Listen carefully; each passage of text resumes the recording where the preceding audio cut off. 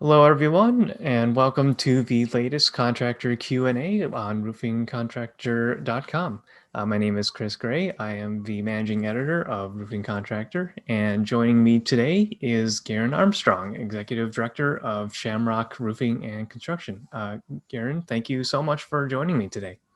Thank you, Chris, for having me. It's my pleasure. Thank you. And so we'll just jump right into it here. If you could just tell me a little bit about your company, when it was founded, the type of work it does, that sort of thing. So, Shamrock Roofing and Construction was founded in 1977 by my father, and it was a small, mom and pop, roofing outfit with my uncles, and so I grew into that from a young age, and seen a lot, and then bringing it fast forward to now, what happened, my dad passed away in 2016, and then that's when I took over the reins, and I had bigger eyes. I wanted to grow the company, what he had in place, and so we started growing and hiring, and my goal was to be the biggest roofing contractor in Kansas City, and we've done that, and continued to grow. And then my eyes were bigger. I said, well, let's be the biggest in the Midwest. And so at that point, we started growing and opening new offices. Started in Omaha, and then Lincoln, and then went over to Des Moines, Iowa, and then now in St. Louis. And so that's where we're at today with the 6 locations. Your father actually started the company, and so I was just hoping you could tell me a little bit about how he helped you prepare for being in the roofing industry. We're in the roofing business, and in business, we're in the people business, and that's about saying what you mean, and doing what you say, and setting expectations and over delivering on them. So at the end of the day, it's taking care of your customers, and treating them right. And so the best part about this is seeing the homeowner, the business owner, happy after the experience, and they have just a great experience, and you're looking at their property with the new roof on it, and you stand out in the street looking at that's the best part of it. And so what I learned from him was the integrity part of the business itself. I mean, the work ethic, obviously, that kind of goes without saying, but it needs to be said. I mean, you're working from sun up to sun down, absolutely. But so the work ethic is important, but the integrity part of it, and taking care of the homeowner, and the business owner aspect of it, is I think the most crucial part of it, because without the referrals, without the good name associated with everything, to know that they can trust you, to know that we'll be back to take care of them, in their future property, or if anything happens, that we're there for them. So I think that's how I think he prepared me the most from all those things. But then as we grow, you grow as the business grows, but you grow as a person, and you grow from just you're a general contractor, but you grow into more of a business sides of things. From dealing with your bankers and your accountants to help you grow. To handle the financing as you grow, to handle the larger insurance policies as you go. So with 75 trucks driving around, and managing the people, and how to manage that, we're constantly growing. So there's a lot of growth in many different facets that we have to focus on. Now, as part of that growth, obviously, as you said, you've grown from being, in Kansas City to the Midwest. You have 6 locations in multiple states. I don't know if you could tell me just what maybe one of the biggest challenges Shamrock Roofing faced during all of this expansion. So there a couple of things the struggles we faced is labor shortage. There's a tight labor shortage and demand, and how we've navigated through that is once we've found quality people, we've taken very good care of them, making sure that we pay them better, and we offer 401ks with the bolted on pension plans, and really just take care of them, so that way after they're trained, they're with us, they understand the Shamrock culture, and the culture is the glue that kind of helped us expand at the rate that we are. And they become, a team. We were a team and a family, and work through there. So the labor shortage has been a challenge, and that's kind of how we got through that. And we're still working through that as we, as we grow and bringing on more top talent. And then the other thing would be navigating the economic environment with in the price of inflation, that the shingles going up, OSB going up, and just from $17 a sheet to $55 a sheet and rising. I mean, a lot of these mills can't even get it right now. So uh, that's an issue that we're navigating through. So um, it's exciting and fun to keep providing solutions as we go and grow. What is it that you do to make your training stand out above all the others? So with Shamrock, we have a lot of people and many years of experience in there, and so we've tried to pool the years of experience and implement some of the best training that's out there. My hats off to the SVGU. They have some of the virtual reality goggles that we have in training. And before he came out with that, Anthony Domenico, I had this heart failure issue, and he came out and personally and with Shamrock and helped implement some training within that. And so we had a Shamrock University already in place with our videos and our training. So that's kind of the first step. The second step is we have that vast library of the SVGU and the goggles for the new hires. And frankly, we prefer to hire people outside of the industry and train them to groom them in, and teaching them and go from there. It's kind of, like people say, you get someone who's golfing and they got a bad swing. It's harder to get that bad swing teached out of them versus, so that's kind of how our methodology is behind that. So that the training then after that then is, we definitely have a culture and a team system, so that when they're going out, they're with someone else in the truck riding along, seeing with another senior project manager what the process is, how we're estimating, how we're dealing with the homeowner or the business owner, and we're walking and talking them through that. Because again, it's all about customer service and the personal service to the homeowner that we're providing the Shamrock roofing system to.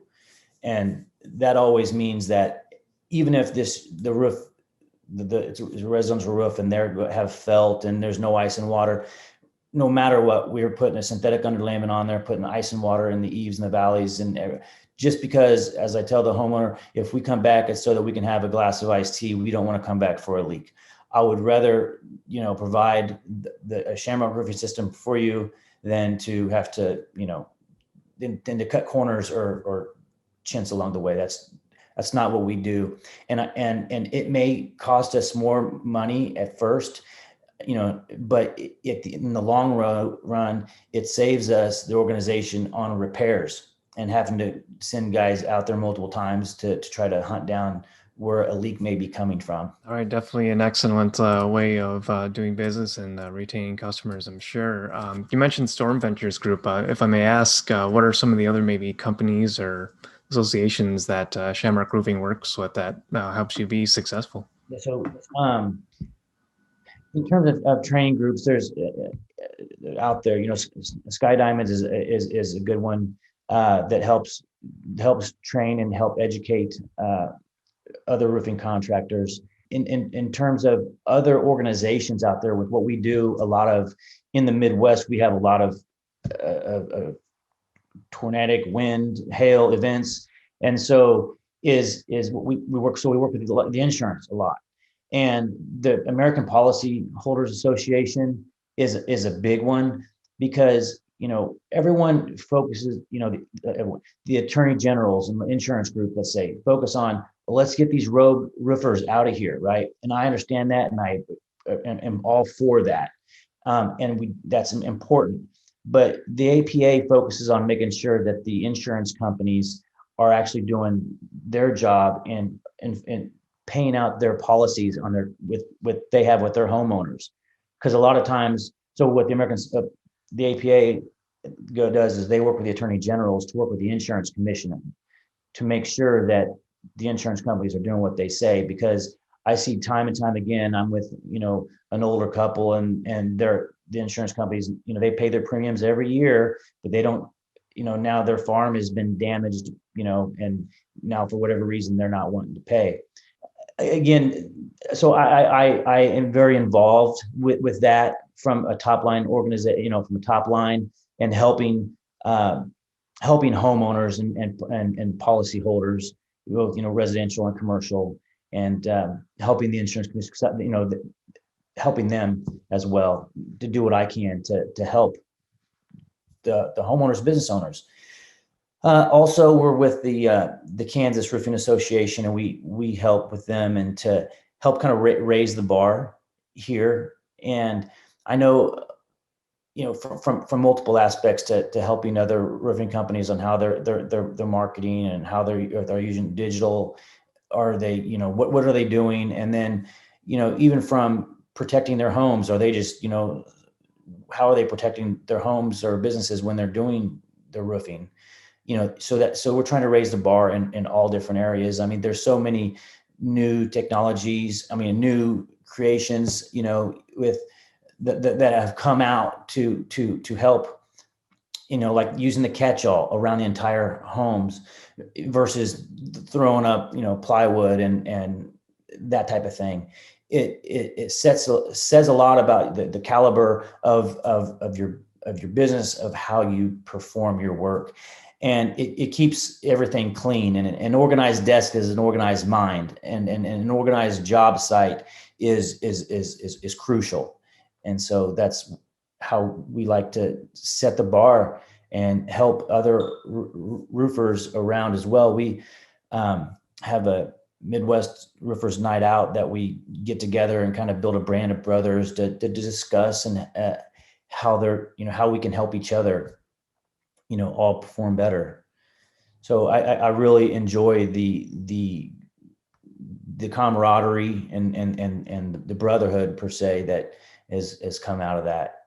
And I can attest, I just had this heart transplant 4 months ago. And when I was down, people came out of the woodwork to help me. And I'm very blessed for the brotherhood of the industry. Yeah, it's amazing, and I'm glad to see that you're doing very well here after all that. Yeah, the camaraderie is just one of the excellent things about the industry. And you mentioned too, just wanting to raise the bar and wanting to help out homeowners and business owners and that sort of thing. One thing we had noticed when we were checking over your company was that Shamrock Roofing has a steady flow of marketing content, such as videos or blog posts that you regularly put up there. I don't know if there's any advice you can give to contractors who are perhaps wanting to do the same or maybe enhance their own marketing or content. Yeah, at first it's scary. At first, it doesn't feel right. A lot of people don't like being in front of the camera, and honestly, I haven't been much after the transplant. But once you do it, you start feeling more comfortable about it. And I think getting out there, getting that content, it lets your homeowners see and understand you. They're kind of living you, and they see what you're doing, and then they relate more with you, and you become more relevant, even if they don't need a roof right now or whatever the case may be, but you become in the forefront of their mind. And then so when they do buy a house, or they do have a friend that's buying a house, they know, hey, well, Shamrock, they're doing great things in the community, and you should give them a call. They'll come out and help you. So that's, the content you're putting out there is really just kind of a diary of your life in the business. And so, and you're letting them read your diary per se. Got it. Yeah, that's I think some really good advice. And you mentioned Shamrock Roofing doing things in the community. So I was hoping we could talk about that a little bit. I know your company's big on giving back, whether it's Roof for a Hero program or maybe it's scholarship. Just tell me more about these programs that you do. So, Roof for Heroes, we started, you know, in 2016, and we give a roof every quarter away to a first responder or a veteran. And we did the selection process. We get their DD 214 and go through there and make sure they're. So, that process, believe it or not, was kind of difficult to start because most veterans don't want to nominate themselves. So it's a family member or someone that nominates them. So once we got a steady flow of nominees coming in, then we were just putting roofs on for them every quarter. And how that started was I was on a board with Cars for Heroes, and we give cars away to veterans and first responders. And so on Christmas we do that as well, where we get together and we give, 20 cars away to everybody in need, and the cars are filled full of food and toys for the kids, and it's just a wonderful experience, to help with everyone there. And then the scholarships that we put out, putting unity and community, we wanted to help, um, with kids and school. It's growing really fast, and it's exciting, and just keeping my hands on the reins of it all has been phenomenal. And the management team, I mean, I trust them. I'm blessed to be able to have that, and so I kind of say I'm just really stewarding this thing. It's because of the culture. It's being able to grow essentially on its own. So most time, if someone comes and asks me, when the management teams come and ask me hey, can I do this? It's already explained, spelled out, very detailed. Absolutely, yes. I love the internship idea. Let's do it. And so, um, that's so going, and then going back to the community, then because I just got a heart transplant, we do this big thing with Donate Life. So we, all of our license plates in the truck say, Donate Life tags. And then we're doing the donate, for to help get the word out for organ sharing and donating. So, because obviously that's near and dear to my heart, because I just got a new. Yeah, pun intended, right? Yeah, yeah, absolutely. Well, that's all incredible. It's definitely big kudos to all of you for doing that, and it's a great reflection of your company and your culture. And then along those lines with the culture, I know the company's been around for a while. It's done some pretty interesting projects. One of which I believe was the Cowtown Ballroom. I don't know if you could talk about that project at all. Yeah, so that's super exciting. The Cowtown Ballroom. Well, to back that up, so Kansas City, there's a lot of history in this. It was 1921 when it was built in the Roaring Twenties. Kansas City was bigger than Chicago at that time, and there was a Tom Pendergast. He was like a gangster. He's the guy that got Truman elected to be president, and so he had a concrete company, and he did all these buildings around there. And because he got awarded the contracts from the government, there are twice as much concrete than everywhere. And so he built the Cowtown Ballroom. Well, it was called the Auditorium then. And so the second floor had like 4 layers of dance floor and this biggest barrel roof. And it's just a beautiful historic building. And so what happened is, then it became the Cowtown Ballroom. And so in this late 60s, 70s, that was the Paris, the Plains, everyone came in from everywhere to go there. I mean, it was all the bands, Van Morrison to BB King came and played there. And so it was really awesome in the history of working in there. And what happened, how I got the job is someone who previously roofed this had covered up the scuppers. And so it was pooling water. And it was like a pool, literally. And it kicked out the whole front of the brick. And brick was beautiful brick. And it had these angelic poured stones in it and everything else. And so when I just got there, it was devastating seeing this piece of history just demolished.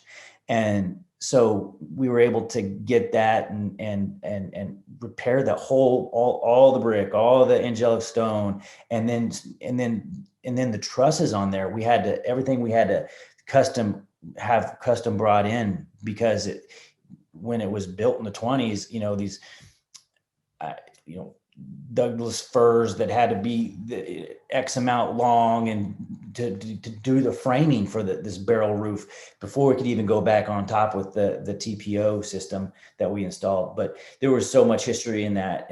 Those jobs are fun. I mean, I learned more about the history of Kansas City and the building from doing these types of jobs than anything, and they're just fun to be a part of. And then when you're in there, you find all this leftover stuff from, whether it's a pick or a drumstick or a poster or a this and that and the other. It's really neat. Yeah. It's very cool. Yeah, it sounds like an awesome project to have worked on. And obviously, you earned it from your company just doing what it does and continuing to service the Midwest with excellence. All right, excellent. Well, thank you so much for taking the time to talk to me today, Garen. We really appreciate it. Thank you, Chris. Enjoyed being here. Excellent. And and thank you all for watching or listening, whatever it is you may be doing with this particular contractor Q&A. And if you want to check out other Q&As and other awesome content, go to roofingcontractor.com and sign up for our e-magazine and our newsletters. Thank you very much. Thank you.